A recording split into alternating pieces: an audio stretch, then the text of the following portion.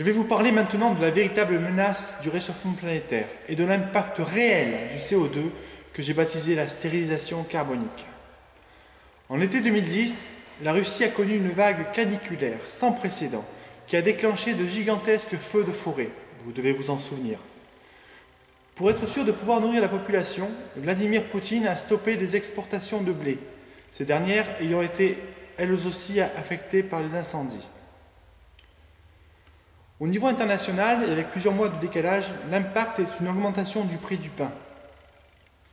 En Tunisie et en Égypte, cette augmentation du prix du pain provoque la grogne populaire et contribue à l'apparition de mouvements de révolte qui menacent de s'étendre à d'autres régions maintenant. Depuis plusieurs années, on nous parle du réchauffement planétaire, mais on ne nous parle pas de la menace consécutive à ce réchauffement planétaire. Les cultures sont dépendantes des variations climatiques, des incendies, des inondations et des intempéries de toutes sortes qui ont un impact non négligeable sur nos cultures et tôt ou tard auront un impact dans nos assiettes avec des risques non négligeables de révolte et de guerre. Hier, cette menace était une idée vague. Aujourd'hui, elle est bien présente, comme le démontre la canicule russe, et deviendra bien plus pressante dans les mois qui viennent. Ainsi, en France, on nous annonce une augmentation des prix de 10 à 20% d'ici la fin de l'année, et le gouvernement tente de nous préparer à cette réalité. Notre planète est en phase de profond changement et l'humanité devra s'adapter. À Cancun, en novembre dernier donc, à Cancun, novembre-décembre, le délégué bolivien Pablo Solon a affirmé: la Bolivie n'est pas prête à signer un document qui autorise une progression de la température moyenne qui exposera davantage de gens à la mort.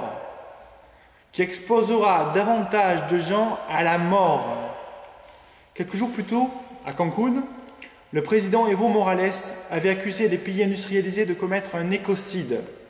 C'est vrai, c'est un écocide qui est en cours. Chaque année, le réchauffement planétaire tue 100 000 personnes par an. Dans 10 ans, selon les spécialistes, le réchauffement planétaire en tuera 1 million tous les ans. Ceci est une réalité. Depuis plus de 8 ans, je me bats pour développer une technologie capable d'inverser le réchauffement planétaire et envers et contre tous, j'ai réussi. Dans une précédente vidéo, j'ai invité les inventeurs à cesser de déposer des brevets et à protéger leur vie, et ceci n'était pas anodin. Je ne vais pas revenir sur ce que j'ai vécu. Pour simplifier, des nabos, des notables agissant en bande organisée, se sont servis du système de déprotection industrielle pour me bloquer.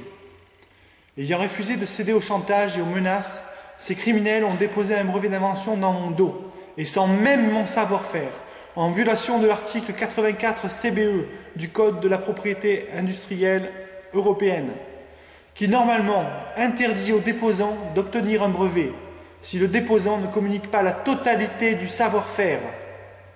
Si on se retrouve dans une situation aussi ubuesque, avec des brevets totalement inexploitables pour quiconque, car déposés dans mon dos sans mon savoir-faire, ceci rend parfaitement impossible l'exploitation de cette technologie. À ce niveau, et compte tenu de l'impact du réchauffement planétaire, on peut parler d'un véritable crime contre l'humanité. Je rappelle les faits. Le réchauffement planétaire, c'est 100 000 morts par an et 1 million d'ici 10 ans. Sans compter les millions de gens qui ont tout perdu cette année. 2 millions au Pakistan, plus d'1 million en Chine. En ce qui me concerne, je n'ai fait que sauver ma vie. Si vous voulez des coupables à ce crime contre l'humanité, adressez-vous aux nabos qui m'ont porté préjudice et dont les noms, prénoms, adresses personnelles et professionnelles se trouvent dans mon blog, et adressez-vous aux organismes qui prétendent défendre les droits des inventeurs mais qui normalisent des faux documents permettant à des crapules de faire chanter légalement les inventeurs en prétendant ne pas être responsables de leurs actes. Revenons à l'essentiel. Le réchauffement planétaire, bien qu'inquiétant, n'est que la partie visible de l'iceberg. La véritable menace qui pèse sur nos têtes est la stérilisation carbonique. La stérilisation carbonique, c'est une catastrophe écologique majeure d'interaction néfaste du CO2 avec la vie, survenant à grande échelle et menant à une stérilisation planétaire. Quand je parle de stérilisation, le terme est un peu fort, car les formes de vie unicellulaires peuvent et vont y survivre. Nous, c'est une autre histoire. En résumé, une stérilisation carbonique survient lorsque le taux de CO2 atmosphérique devient suffisamment élevé pour perturber les mécanismes de respiration et de photosynthèse, provoquant l'extinction massive d'espèces. Les sceptiques vous diront qu'avec un taux actuel de CO2 autour de 400 ppm, on est loin de ces scénarios. Mais ils ont raison, en apparence, et en apparence seulement.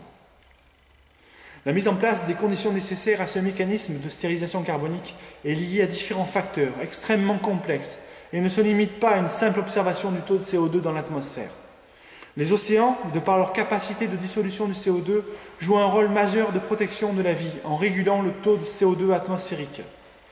Les océans représentent environ les 3/4 de la surface planétaire. L'eau dissout le CO2 en fonction de sa constante de solubilité, qui elle-même est fonction de la température. Et c'est là que surgit le problème. Depuis 150 ans, nous émettons des quantités folles de CO2 issues des énergies fossiles. Et depuis 150 ans, nos océans régulent le taux de CO2 atmosphérique, sans aucune interruption de nos émissions. Aujourd'hui, et après 150 ans d'exploitation des énergies fossiles, nos océans ont atteint un taux d'acidification jamais vu depuis 65 millions d'années. Depuis 65 millions d'années, ceci est un fait. Ce fait constitue un détail tout relatif pour ceux qui ne cherchent pas à comprendre le vrai problème du CO2, pour continuer à cumuler toujours plus d'argent. Aujourd'hui, victimes du CO2, de l'augmentation de la température et de l'acidification qu'il entraîne, les coraux disparaissent massivement, et ce, à un point tel que certains spécialistes envisagent leur extinction. Et avec eux, à terme, 30% des formes de vie de notre planète. En septembre dernier, au Koweït, le Koweït a annoncé l'extinction mystérieuse de 90% des récifs coralliens bordant sa côte. Et peu après, aux Bahamas et dans l'océan Indien, les océanographes annonçaient une vague de blanchiment de corail sans précédent. Autre victime peu médiatisée de ce phénomène, le phytoplancton, qui a vu sa masse globale être réduite de 40% ces 40 dernières années. Rappelons que le phytoplancton constitue la base de la chaîne alimentaire aquatique et la plus grosse fabrique planétaire d'oxygène et d'assimilation du CO2 à hauteur de 50%. C'est-à-dire 50% du CO2 qui est traité sur la planète, c'est le phytoplancton qui le fait et qui produit l'oxygène à hauteur de 50%. Et bien en 40 ans, on a perdu 40% du phytoplancton. Ce fait constitue des signes extrêmement forts qui passent pour l'heure toujours inaperçus auprès du grand public. Jusqu'à quand pourrons-nous mettre nos têtes dans le sable et continuer à croire qu'il ne se passe rien? Nos océans montrent clairement un signe d'épuisement dans leur fonction de régulation. Une fois saturés, ils vont nous lâcher et la vie aquatique sera la première à subir massivement des extinctions de masse. Nous devons nous attendre à voir s'échouer par millions des poissons morts sur nos côtes, d'abord en zone tropicale, puis en zone tempérée. Devons-nous attendre d'assister à cela massivement pour réaliser que nous avons un problème? La deuxième phase de la stérilisation carbonique est liée à la fonte des clatrates. Les clatrates, en simplifiant, sont des cages de glace contenant d'énormes quantités de méthane à l'état gazeux. Ces clatrates dans les océans se forment dans les océans à des profondeurs et des températures précises, en fonction des latitudes, mais partout sur la planète, grâce à l'action des bactéries méthanogènes. Le réchauffement planétaire, et donc des eaux qui en découlent, va les déstabiliser. Ce n'est qu'une question de temps. Et le processus a déjà commencé en 2009 en région arctique et se poursuit toujours. Que se passera-t-il alors si les clatrates sont déstabilisés à l'échelle mondiale?